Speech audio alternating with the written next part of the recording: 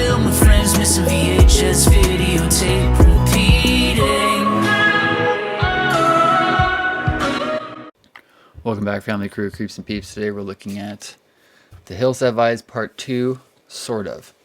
1984, rated R, 1 hour and 26 minutes, written and directed by Wes Craven. From Nightmare on Elm Street. So you think you're lucky to be alive, ... ellipses.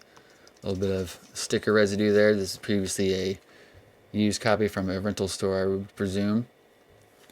Stars Michael Berryman, John Laughlin, introducing Tamara Stafford as Cass. A group of bikers heading to a race become stranded in the desert and find themselves fighting off a family of inbred cannibals who live off the land. Now, this is obviously, as most of us know, not a great sequel. From what I kind of know of the time and reading stuff about Wes Craven. Over the years, he's going through a divorce and was pretty hard up for money. So he kind of did this sequel just to get some cash. And this was done before Nightmare on Elm Street, so this was before his big resurgence. Obviously, we knew him from Last House on the Left. We knew him from the original Hills Have Eyes. He did a couple of adult-oriented things in the late 70s and then some stuff in the early 80s, but it wasn't really until after this, with Nightmare on Elm Street, that he kind of became Wes Craven to the world in creating Nightmare on Elm Street. This is a Thorn EMI HBO video home release from around the same time, 1984, 1985. So Nightmare on Elm Street would have been 1984 as well, if I recall. Maybe early 85, I forget when. So the fact that it promotes Nightmare on Elm Street would have been right after the release of that film to popularize on it. This is maybe one of a dozen of these Thorn EMI HBO and Thorn EMI Canon video white clamshells that I have.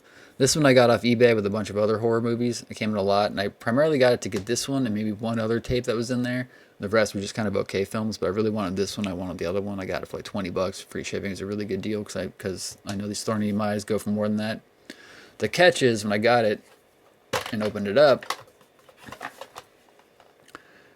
it's actually their original Hills Have Eyes.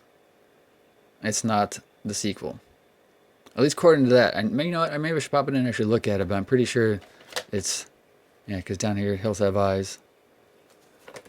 So I need to actually check to see if it's actually the right copy or if it's the original one that just got misplaced in the different box. Nevertheless, it doesn't really matter because I have the original one or have another copy of it.